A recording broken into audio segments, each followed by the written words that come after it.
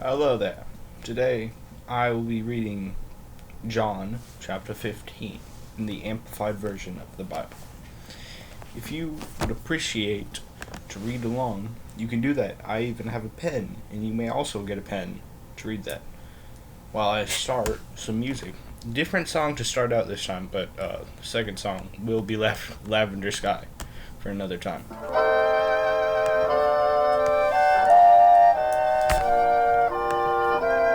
This one's called High Sierra Call.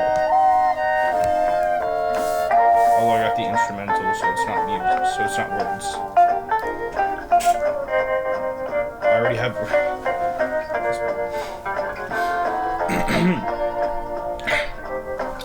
15 verse 1.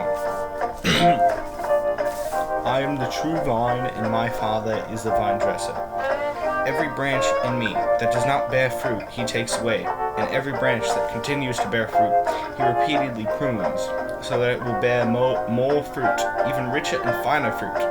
You are already clean because of the words which I have given you. The teachings which I have discussed with you remain in me, and I will remain in you. Just as no branch can bear fruit by itself without remaining in the vine, neither can you bear fruit producing evidence of your faith unless you remain in me. I am the vine, you are the branches. The one who remains in me, and I in him, bears much fruit. For otherwise, apart from me, that is, cut off from the vital union with me, you can do nothing. You can do nothing without God. But, Philippians 4:13, I can do everything through God who empowers me. If anyone does not remain in me, he is thrown out like a broken off branch and withers and dies. And they gather such branches and throw them into the fire, and they are burned. If you remain in me, and my words remain in you, that is, if we are vitally united, and my message lives in your heart,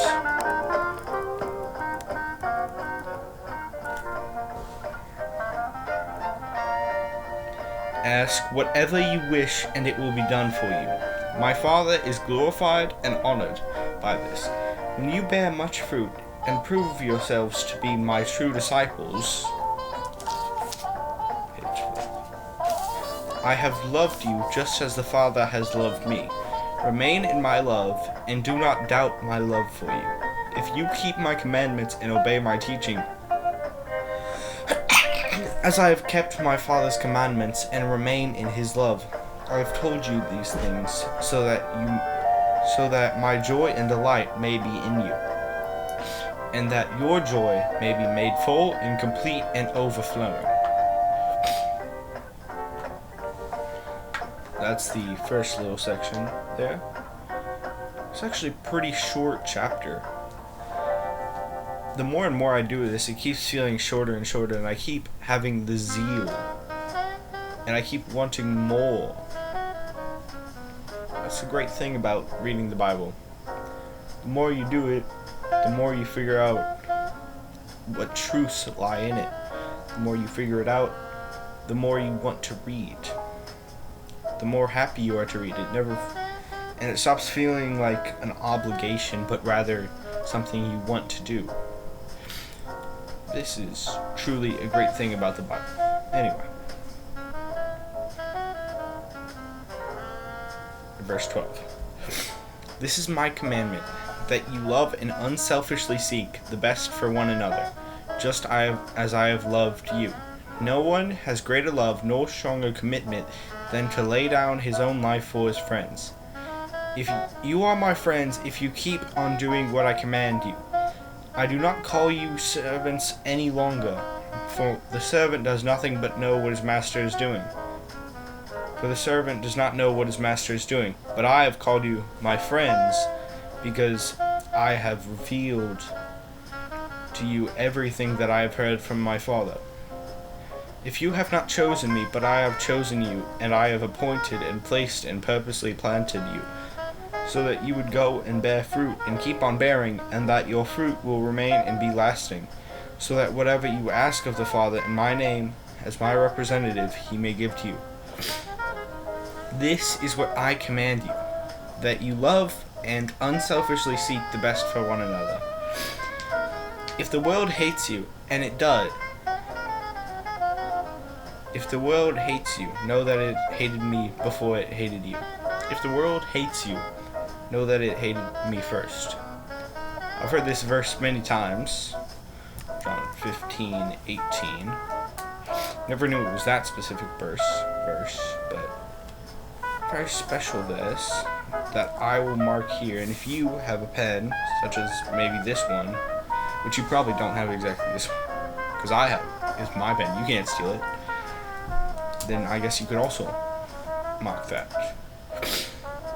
Verse 19. If you belong to the world will love you as its own and will treat you with affection. But you are not of the world, for you no longer belong to it. But I have chosen you out of the world, and because of this, the world hates you. Remember, and continue to remember, that I told you, a servant is not greater than his master. If they persecuted me, they will also persecute you. If they kept my word, they will also keep yours. But they will do all these hurtful things to you for my name's sake, because you bear my name and are identified with me. For they do not know the one who sent me.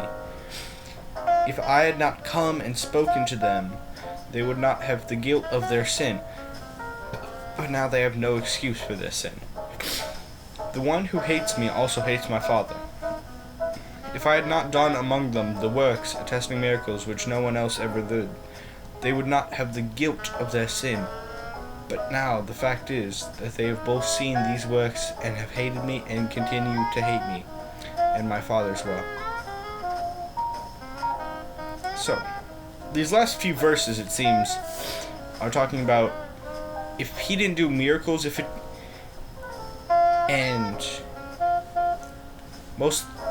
they wouldn't even know that it would be Jesus without the miracles that he does. And it's also saying that they definitely do not know the Father because they persecute Jesus, who is the Son. Verse 28. Verse 25. There is no verse 28 in here. 25. This is so that the word which has been written in their law would be fulfilled. They hated me without a cause. I'm going to just leave that music off there, because that's a perfect ending. And I'm almost finished here. 26. But when the Helper, Comforter, Advocate, Intercessor, Counselor, Strengthener, Standby, also known as the Holy Spirit, comes, whom I will send you from the Father, that is the Spirit of truth who comes from the Father, he will testify and bear witness about me. But you will testify also and be my witness, because you have been with me from the beginning. That's talking, verse 27, talking to his disciples there. Overall, a very nice chapter. And I wish you a God-blessed day. And I wish you have enjoyed the time you spent reading this, as I very much have. 2 in a row. When's the last time I did that? 2 videos in 2 days? When's the last time I did that? So crazy, right? Trying to be more consistent with actually doing this often. But anyway, I'm putting it back into my Bible cover here. I like reading it outside of the Bible cover, but I like keeping it inside the Bible cover in case I drop it, which I hope I never do, but in case I do drop it, I don't want the pages to get all ruffled up, and so I keep it in the Bible cover for whenever I'm transporting it places, and just when it's just sitting on my desk. And it's even got a cool verse on it. I don't know if you can read it, if I can get this to, if you can see that, it says, "Be still and know," Psalm 46:10. The full verse is, "Be still and know that I am God." And it's a pretty nice verse. Anyway, God bless the day. Bye-bye.